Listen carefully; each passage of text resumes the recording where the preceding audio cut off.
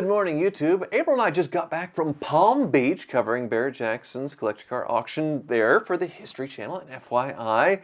And there was a very interesting car there that everybody was looking at. We did a little walk around of it, so take a look at the Dirt Daytona from the actual film. The real deal. The Dirt Daytona. Which on this car, they actually started with a 69 Charger 440. Supposedly a nice car that was plumb crazy, because if you look under the hood, this was a restored show car at one point. Oh, yeah. Oh, well, it's not a show. Well, it's a different kind of show car right now. So they actually hooptied it up, all this patina for the movie, put on the Daytona kit, and yeah, this is the car that David Spade drove around in the 2001 film. So you got to see the steering wheel. Oh, yeah. The blue fur. This is epic. So it actually comes with a lot of the movie props, including one of his wigs, the mullet wig. Yeah. You get it with the car. I kind of have a mullet right now. And of course, the wing. It's not a real Daytona Charger. Can you imagine if they did this to a real one? Yeah. That would piss everyone off. Oh, yeah. Yeah, one of the greatest movies in cinema history. You know, it's definitely a cult classic. We'll talk about it in a little bit, what it sold for, but I want to go through sort of chronologically in Barrett-Jackson first. So we'll start with Thursday. Thursday is sort of the value day in Palm Beach. If you're new to the hobby, there's really something for everyone. I actually did a segment saying there is something for everybody at Barrett-Jackson Palm Beach. That's the case with all of them, but in Palm Beach especially, there's some really cool things that I hadn't seen in 10, 20 years. And there's one that actually got away from me. April's so sad I didn't get it. I was really upset. So it is a 1991 Geo Metro convertible. Yeah, true story. And it was the first car to sell, and it was the cheapest car to sell at the auction. I'm so glad it was there. I hadn't seen a Geo Metro convertible in probably 20 years. And this one was, you know, just normal driver condition, but the fact that it still exists and was in decent shape is really something. Yeah, but what was your plan? Like, you're actually going to drive it if you get it? Because aren't they very dangerous? Oh, you get 50 miles per gallon. It's no, I mean, probably not the safest car. No, Yeah. no. But it's a very teeny tiny 3-cylinder goofy thing based on a Suzuki, sold in the U.S. under Geo, which was a GM product at the time. Very cheap economy cars. Euro-Asian Bob actually told me that he went on his honeymoon to South Florida and they rented a Geo Metro convertible. That was their rental car. That totally makes sense. That's something Bob would totally do. Right, so they got a convertible, but the cheapest convertible to rent in Miami on their honeymoon. So I was ready to bid, but they say at Barrett-Jackson, especially in Palm Beach when they're moving pretty fast, get in early. Yeah. And I didn't. I just sort of watched it. It's like, should I bid? Should I bid? And I went, yeah, I think I'm in. And I told the bidder assistant, yeah, I would like in. They kind of laughed at me, thought I was joking, and then before you know it, pfft, Like, do hammer you sold. have a tactic, though, when you are bidding on a car? Like, I don't want you to give it away if there is one. I don't want to give away my secrets, but it depends on the car. It depends on who's bidding. But usually I don't jump in right in the beginning, just because I'm on TV and I don't want attention to myself. Sure. So if it's going cheaper, then I'll jump in. But you don't want to jump in late and slow down the auction, all that stuff, which I got into late on the Metro. So it was the cheapest car to sell at the auction for $2,750. Ouch. It's affordable. It's something for the car ran and drove fine. It had a stick shift. You know. I'm so mad. I didn't think you were not going to get it. I just assumed, of course he's going to grab this. Whatever it takes, I'm buying. I was joking with people, but yeah, I mean, there's $1 million plus cars selling at Barrett-Jackson Palm Beach. We'll get to that in a little bit, but that's the fun thing about Thursday, and I enjoy Thursdays so much. So one that was cheap, but it was a Barris car that you actually featured, was a Dodge Magnum SXT, the V6, but Barris custom. Well, George Barris, if you don't know, he built the Batmobile, the Munstermobile, the Beverly Hillbillies. What was that? The Hillbilly Mobile. The Hillbilly Mobile. Like, he's done everything. And so this was probably close to one of the last cars that he actually customized. And it was so weird. Okay, so I'm about to do the hit on this. And so what I do is I'm outside and I do previews on cars, and Tyler's on the block, digging through the real deal stuff, and I'm kind of doing fun stuff outside. They come to you every 20 minutes and you do an in-depth hit on a car where a camera goes around, can show details that it's harder to show on the block. So it's important to get away and do that every once in a while. So I'm about to do it in this car, and the doors come up, the Lambo doors or scissor doors. They did a kit on this thing to make it Lambo doors on a Dodge Magnum. It's hilarious. Which is cool. It's a very cool feature. And this older man comes up to me right before I'm about to do this hit. And we're on live national TV, and so I like to just kind of zone out and just prep what I'm going to say before I say it. He walks up to me, and I'm kind of trying not to be rude and ignore him, and he goes, "Do you know what kind of doors those are?" And my brain went, why wouldn't I? I'm about to talk about it on the History Channel on live TV. Of course I do. But I just said no because I didn't want to have to explain to him. You wanted to mansplain? I didn't want to. And then after he had told me what they are called, he then quizzed me. Do you know what suicide doors are? And I'm like, what's going on? Like, why would I be at this auction working on television if I didn't know what Lambo doors were and suicide doors? But here's the thing. I didn't know this happened to you. Here's the thing. I told him no. I said, no, I don't know what suicide doors are. Because I just felt like I'm not going to sit there and say, yes, I do, and then explain to him and justify how well I know suicide doors. I just thought it was easier to say I don't know. Well, it sold for $16,500, even though everybody knows what kind of doors they are, so I don't know why he needed a mansplain, which is a lot for a Dodge Magnum, but cheap for a Barris Custom, a real Barris Custom paint, wheels.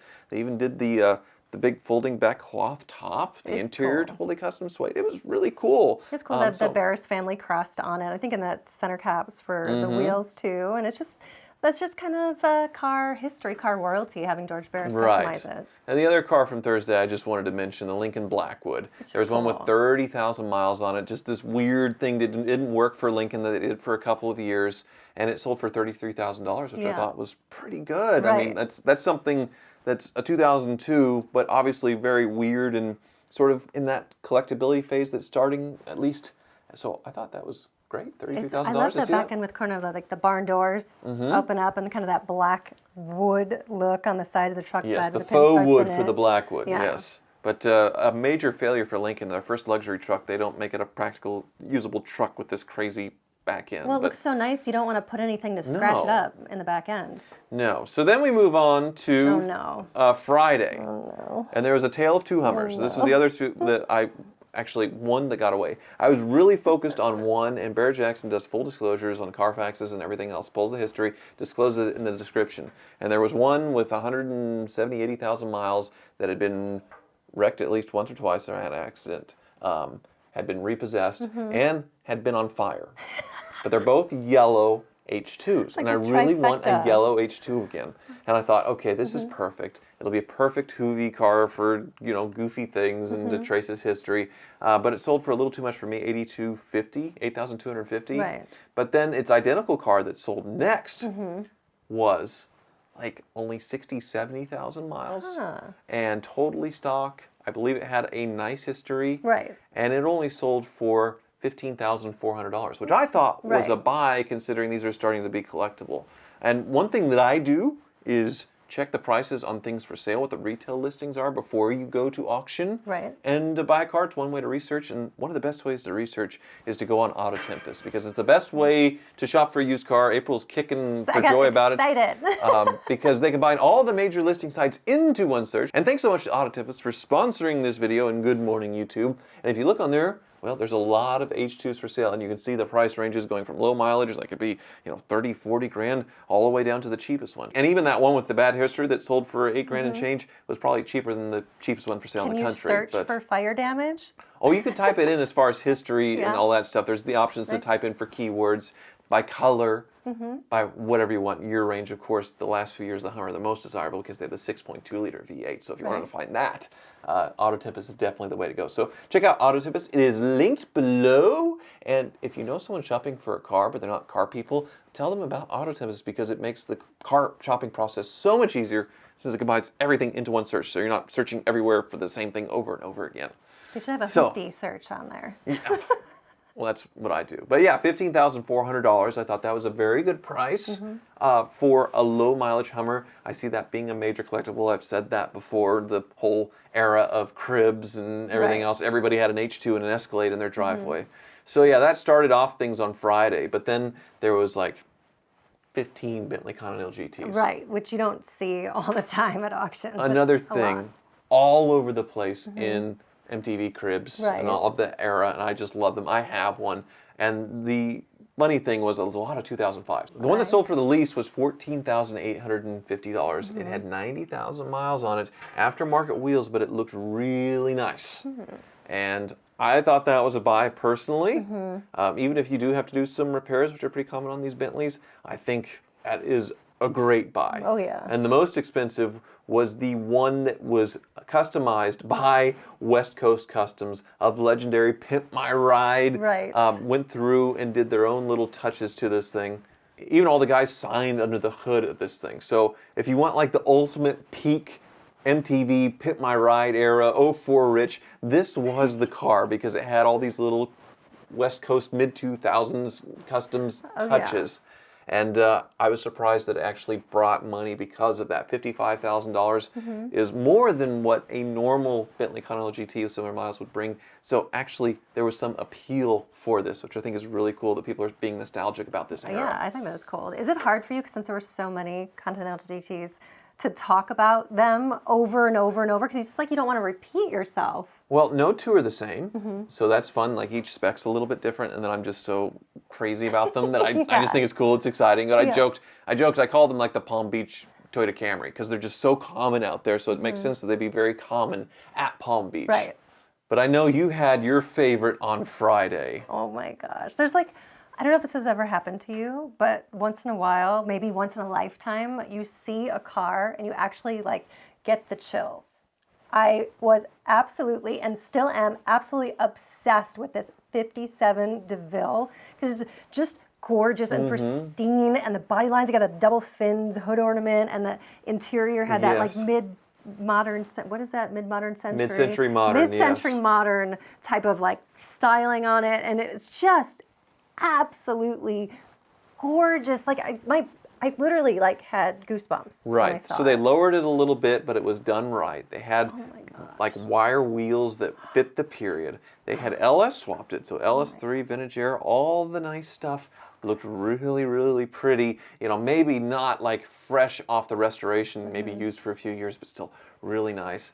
And it sold for, I think that was a good buy at $49,500 with fees. I feel like I missed out on this. Obviously, I'm working. I've never bid on a car at an auction, but I just still feel like I need to like line myself up to do that because this is like one that got away. It's absolutely, it's just all the lines on it are so stunning. It should be in a museum. Like I'd be nervous to drive it, but they're like, this is the quintessential black Cadillac that I'm talking about right here. Whew. So I'm getting hot. I kept reminding her that there's the 49 Cadillac in the hangar. That's the Bertha at the fins that I have. That's got a 500 cubic. It's been swapped, you know, modern, updated as well.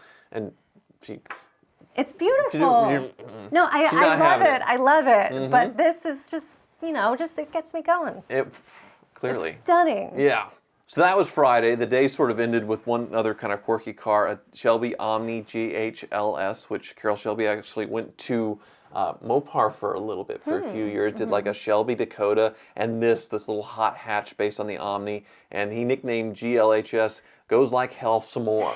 So he was playing with 4-cylinder turbos and made a hot hatch. It's really cool. It sold for $19,800, which I think is right in the market for one of those. I think it had about 80,000 miles on it. It was really neat. Well, it's cool because you'd never look at that and be like, oh, that's a Shelby, that's Carroll Shelby. Because you think someone wrote the graphics on it and it'd just be, you know, an incorrect remake or something cool that someone's trying to do. But no, it's actually Carroll Shelby did that. But then we got into Super Saturday with the big dogs. And April's favorite car of all time was there, but also a tribute to it. An 87 Grand National that they made into a GNX Tribute that was really well done. It sold for $44,000, which I don't think is a whole lot more than a normal 87 Grand National. But one thing we missed, April, on this GNX Tribute that I thought you would really like, we didn't look in the trunk of this one. What's in there? You have to see this. I was looking through the pictures later. So there's the boombox in the trunk. That is so good. Subwoofers, but look what they mounted at the bottom of the trunk there. That is legit. Darth Vader's helmet, because it's the Darth Vader of cars. Oh, and Rockford Fosgate, like that takes me back to when I just first learned to drive, and I had a huge sound system in my trunk that just like shakes the car. It shakes the car next to you, which that one would absolutely do. Yeah, so the GNX, the real deal, and this one only 1,300 miles. Oh, there's a sweet girl. Yeah, $156,200 with 1,300 actual miles, brand new in the wrapper, basically. And yeah, it was hard to get April away from the thing. I'm so excited. I can't believe there's one of them right here, GNX. Yes. Right next to me. Yes, and I've been trying to get her to move on and look at other cars for a long time, and she won't. So we tried to make a video there. You saw with the Joe Dirt that we made a little bit of video, but it was just hard to get her away from the GNX to do anything but talk about the GNX. They're so cool. Yeah. And for, the big auctions are in Scottsdale at Barrett-Jackson, but like to have one at Palm Beach was really, really, really cool. And they said there was one coming, and I'm like, is it going to be a real one? And because I knew there was a recreation, and of course, lo and behold, there she was. Yes. Yes, and then there were the screen machines. There were a lot of them, like a Back to the Future DeLorean tribute. A lot of tributes. That sold for $115,500, Right. which you get your own time machine. Is very cool. They had a kit recreation from Knight Rider, the Knight Industries 2000. The kit sold for $55,000, a kit tribute, not the actual TV car. And then one of the bigger other screen machines, it wasn't a movie car, but it was just like it, a 1977 Trans Am, made to look like the Smokey and the Bandit car with the CB antenna, all that stuff. And the original 1977 film, which was the second highest film in 77, the first was Star Wars, so it was right behind that huge film. It's practically a religion here in, well, my area, or Texas, for the bandit running things. They used a 76 because they didn't have the 77 cat eyes yet, but they updated the nose to make it look like the 77.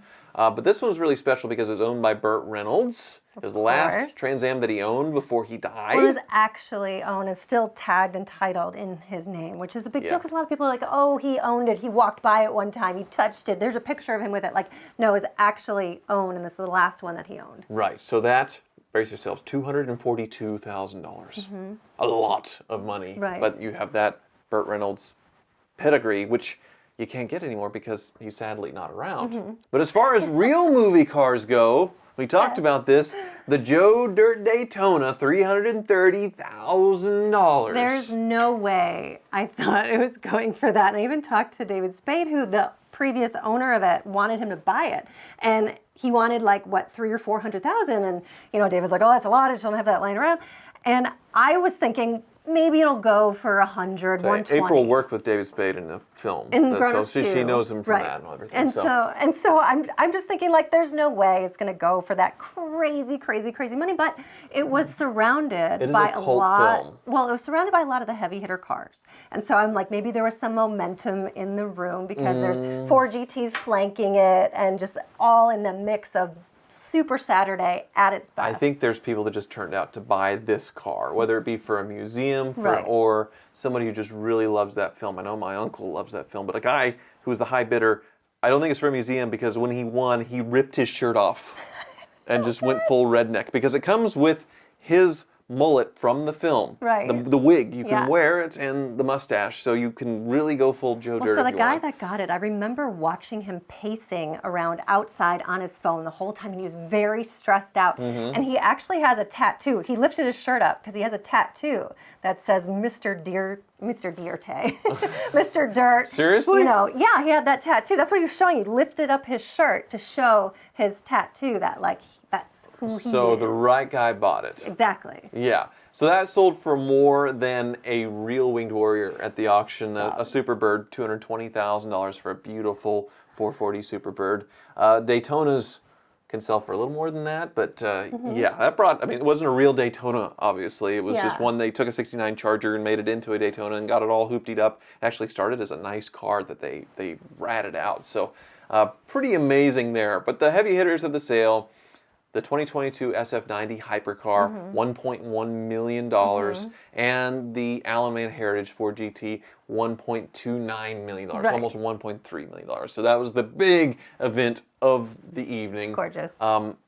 It was really fun to be a part of Up on the Block. The one thing that I thought on Super Saturday, and it made me really think hard about it again, Testarossas. There were 2 there. They're so sexy. I think they're so undervalued for what they are, considering the Countaches have gone up to insane proportions. And there was one there with low mileage that brought, I think, 140s, and another one that brought 115 with 20-something thousand miles, which for that look, for that era, like, that was the cool car with the Countach, which is now a $500,000 car, and these just haven't done that yet. Right. Testarosas are super sexy. Everyone's head turns when it goes by. Right.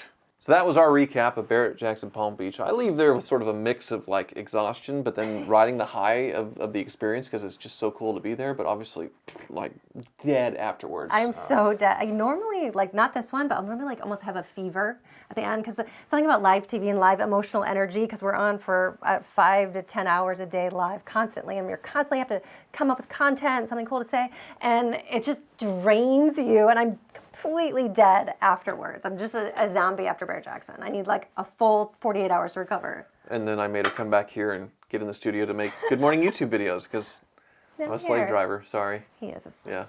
I need to call HR. Thank you so much for watching. Jake, are you HR, Jake?